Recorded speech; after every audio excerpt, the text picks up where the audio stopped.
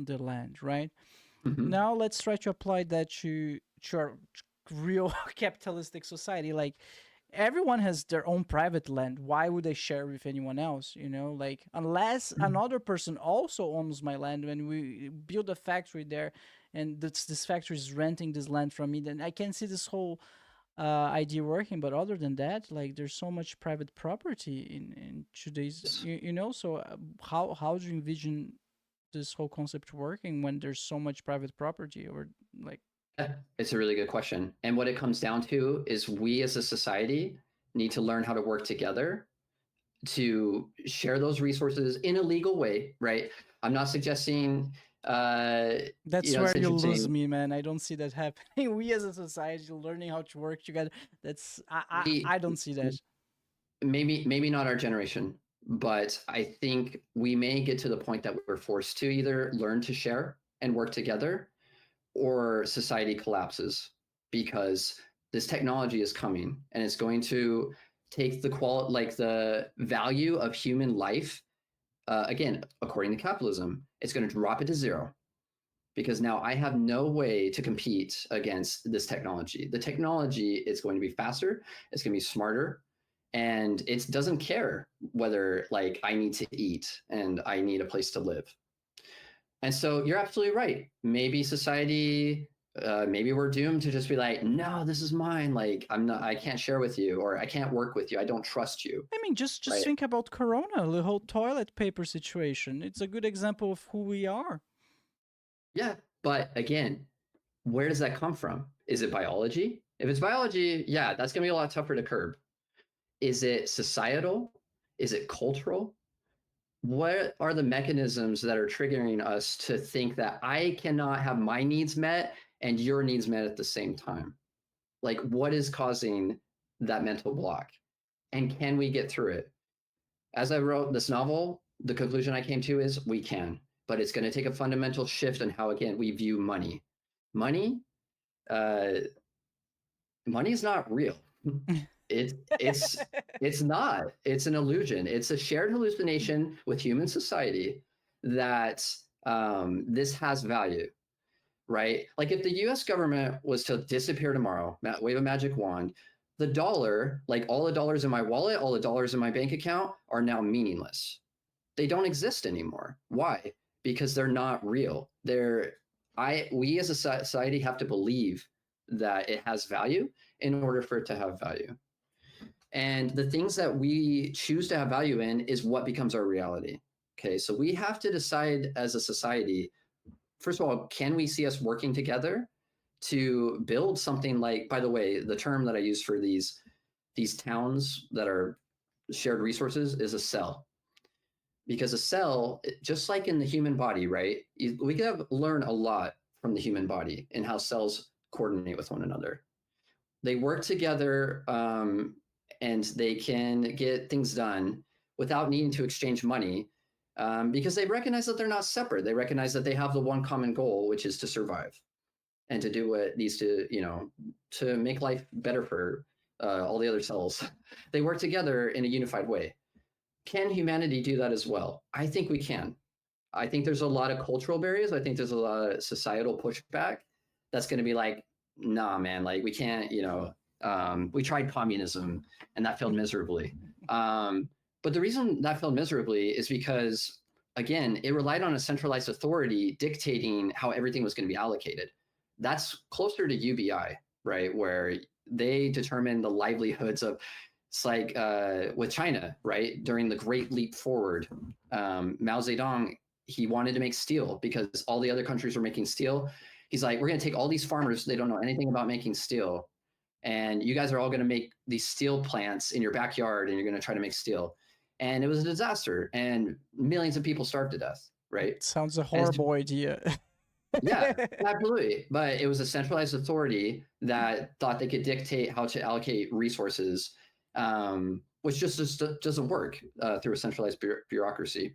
But what's interesting about like the automationist pattern with cells is now my governance is closer to the source of the industry that I'm working with. You have people that know what they're doing, like you have experts in the field that can get the factory up and running, get the AI in place. And then everybody else just benefits from the profits that are generated by that. And so to answer your question, time will tell. Like, but I do think that humans have the ability to change our mindset on how we can allocate resources to benefit everybody instead of just a few. And we may get to the point that we have to make that choice if we're going to make that shift, or if we're going to just let the government dictate to us what our lives are going to be like. Personally, I'd rather trust like 100 people in my local community to try to get an industry up and running with AI than to depend on Trump or like, you know, all these guys so far detached from where I'm living and my needs and like who I am in my community. That's just not going to work. And so we have to look for alternatives that will allow us to leverage AI to help everybody. Well, one thing is a fact. We're not designed as humans to live in such large groups of people. That's not how Right. our brain works, you know? Right. We evolved in smaller tribes where we could recognize people, we could see the same people every day. That's why, you know, that's why we, so many people like celebrities and think they are charismatic and likable and fall in love with celebrities, because our brain were designed to see the same people often, very often, all the time, and this would build trust because they're part of our small tribe. But we're not in a small tribe, we're in a global tribe anymore. So all of those mechanisms that our brain evolved to I don't know where I'm going with this, but you know what I mean. It's just something needs to change. So when you propose like smaller communities, maybe that's the way to go, you know? Yeah. And what's interesting about these cells, right, is they can combine into networks. So like I have one cell that does agriculture, right? And it's meeting the needs of like producing food. Yeah. And then I have another cell and it does clothing. And that's its specialty. That's what it manufactures. And now I could join these cells together and I can start creating a network of these tribal units that specialize in something.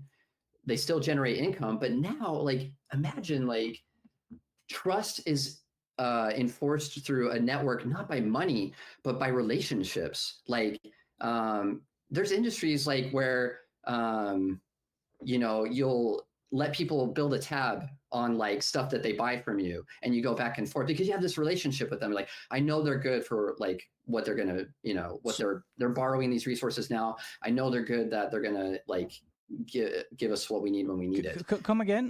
Do you build a tab? What do you mean by that? Oh, a tab. Like think when you go to a bar and you like put it on my tab kind of thing. Okay. It's like a bill that like I owe you, like I'm gonna pay you back. Yeah, just trust.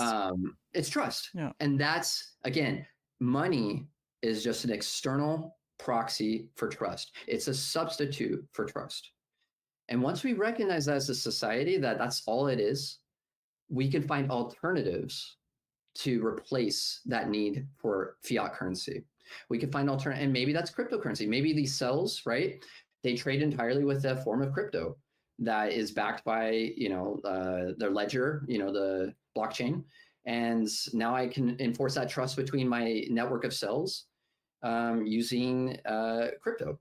And I can completely detach myself from like trusting on a fiat currency.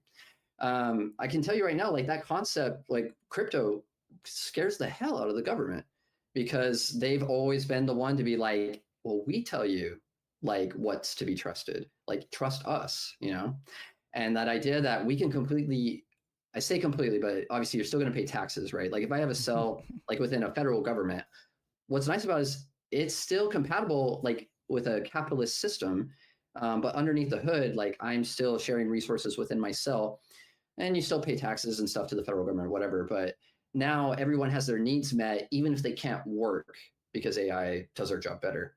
And that just gets really fascinating because we've circumvented the need for money by finding alternative forms of trust. And again, I absolutely agree. Humans work better in small tribes. That's why, as I was designing the system, it's like, okay, a cell needs to be small, probably no more than like 100, 150 people in an industry. And it could be smaller, like it could be adjustable.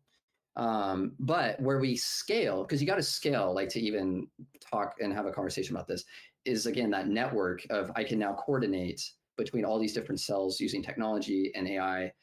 AI can track, hey, this cell needs these resources right now, just like the human body, right? Like the human body is fascinating how it knows exactly where oxygen needs to go and like how to distribute resources so all the cells get what they need.